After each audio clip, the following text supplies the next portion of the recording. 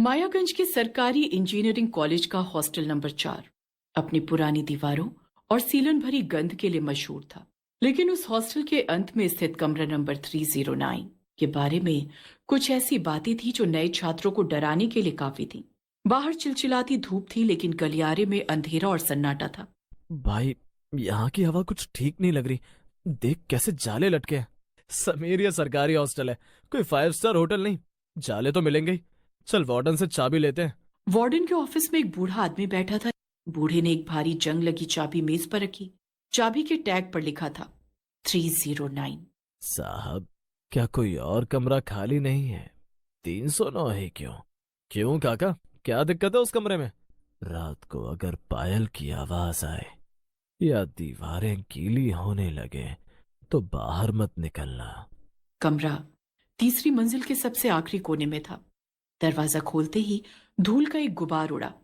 अजीब बात यह थी कि कमरे की एक दीवार पर गहरे लाल रंग के धब्बे थे, जो देखने में सूखे खून जैसे लग रहे थे। भाई, ये जाम है और देख, इस पर बाहर से कीलें टुकी हुई हैं। छोड़ना यार, थके हुए हैं, सो जाते हैं। काका की बात है, हमें बस डराने के लिए थी। रात के करीब 2 बज रहे थे। समीर गहरी नींद में था, लेकिन आर्यन की नींद अचानक टूटी। उसे ऐसा लगा जैसे कोई उसके कान के पास बहुत धीरे से सांस ले रहा है। मेरी जगह वापस जाओ। आर्यन झटके से उठ बैठा। कमरा बिल्कुल शांत था, पर तभी उसे एहसास हुआ कि छत से कुछ टपक रहा है। ऊपर देखा, छत से पानी नहीं, बल्कि गाढ़ा काला तरल टपक रहा था। समीर, उठ। समीर हड़बड़ा कर उठा। आर्यन, ये क्या है? इसमें से सड़े हुए मांस जैसी बदबू आ रही है। तभी कमरे की अलमारी का दरवाजा अपने आप धीरे से खुला। अगली सुबह उनके चेहरे पीले पड़ चुके थे। तभी राघव, जो उनका सीनियर था, उनके पास आकर बैठा। 309 में रात कैसी रही? राघव भाई, वहां कुछ है। कल रात जो हुआ वो कोई वहम नहीं था। देखो, मैं तुम्हें डराना नहीं चाहता, लेकिन 10 साल पहले उस कमरे में एक छात्रा रहती थी, माया।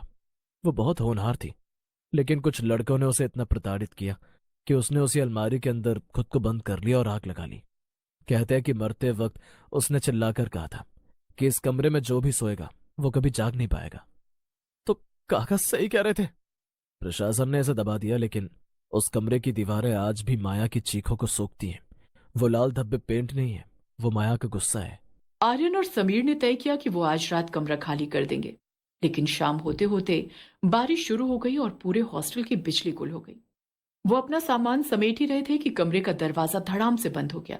आर्यन ने उसे खोलने की कोशिश की, लेकिन ऐसा लग रहा था जैसे बाहर से किसी ने उसे वेल्ड कर दिया हो। तभी कमरे के कोने से एक घुंघरू की आवाज आई।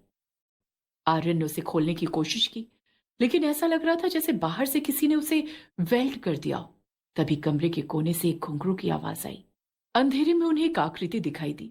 एक लड़की जिसके बाल बिखरे हुए थे, बस 2 खाली काले गड्ढे थे।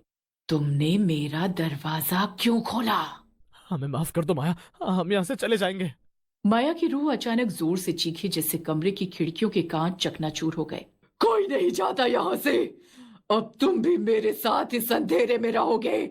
आर्यन को याद आया कि काका ने कहा था, दीवारें गीली होने लगी तो बाहर मत निकलना। उसने देखा कि दीवार से काला खून बह रहा था। उसने अपनी जेब से माचिस निकाली। जैसे ही आर्यन ने माचिस की तीली जलाई, माया की रूह पीछे हटी। उसे आग से डर था। आर्यन ने दरवाजे पर जोर से लात मारी। आग की रोशनी में माया की ताकत कम पड़ गई और दरवाजा खुल गया। वो दोनों कॉरिडोर में भागे। पीछे से पूरा कमरा नंबर 309 आग की लपटों में घिरा हुआ था, और उन लपटों के बीच माया की डरावनी हंसी गूंज रही थी। आर्यन और समीर हॉस्टल से भागकर अपने घर पहुंच तो गए थे, लेकिन शांति उनसे कोसों दूर थी। आर्यन को लगा था कि आग ने सब कुछ खत्म कर दिया होगा, पर वो गलत था। एक हफ्ते बाद आर्यन के घर के मुख्य दरवाजे पर एक पार्सल आया। उस पर कोई नाम नहीं था, बस एक नंबर लिखा था, 309। समीर, जो आर्यन के घर पर ही रुका हुआ था, पार्सल देखकर कांपने लगा। आर्यन ने कांपते हाथों से पैकेट खोला। अंदर वही पुरानी जंग लगी चाबी थी जिसे उन्होंने वार्डन को लौटा दिया था।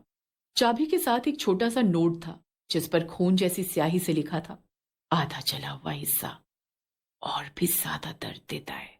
उसी रात आर्यन के फोन पर एक अनजान नंबर से कॉल आया। दूसरी तरफ से भारी सांसें लेने की आवाज आ रही थी। साहब, आपने उसे और गुस्सा दिला दिया। काका, आप कहाँ हैं? हम तो वहां से भाग आए थे। वो कमरा सिर्फ ईंट पत्थर का नहीं है, वो उसकी यादों का पिंजरा है। आग लगाकर आपने उसे उस पिंजरे से आजाद कर दिया है। अब वो किसी कमरे में कैद नहीं है, वो आप दोनों के साए में है।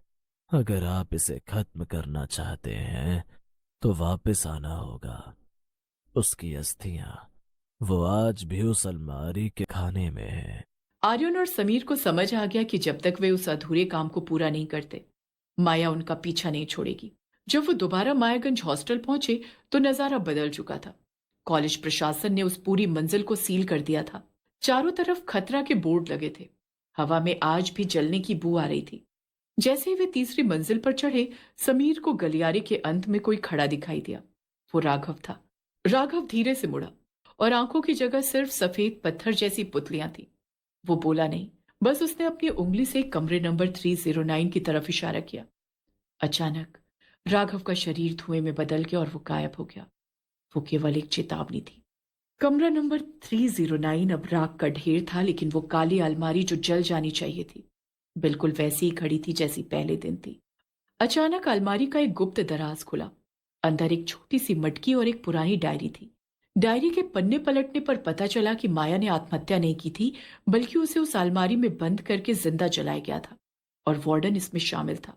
तभी कमरे का तापमान जमा देने वाली हद तक गिर गया। माया की रूह उनके सामने प्रकट हुई। माया की रूह रुकी। उसकी भयानक शक्ल धीरे धीरे एक मासूम लड़की के चेहरे में बदलने लगी। उसकी आंखों से खून के आंसू बहने लगे।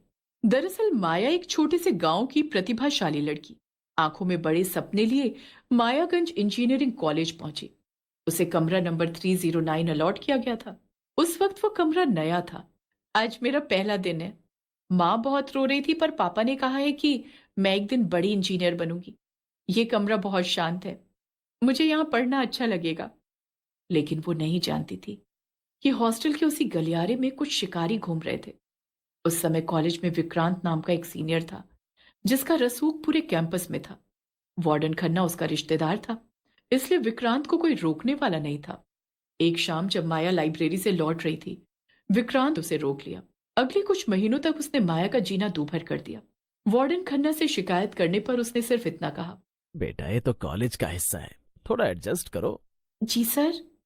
माया ने हिम्मत जुटाकर मना कर दिया। यही उसकी सबसे बड़ी गलती थी। विक्रांत के अहंकार को एक गांव की लड़की से मिला ना बर्दाश्त नहीं हुआ। अगले कुछ महीनों तक उसने माया का जीना दूभर कर दिया। वार्डन खन्ना से शिकायत करने पर उसने सिर्फ इतना कहा, रोज की हरकतों से माया टूट रही थी।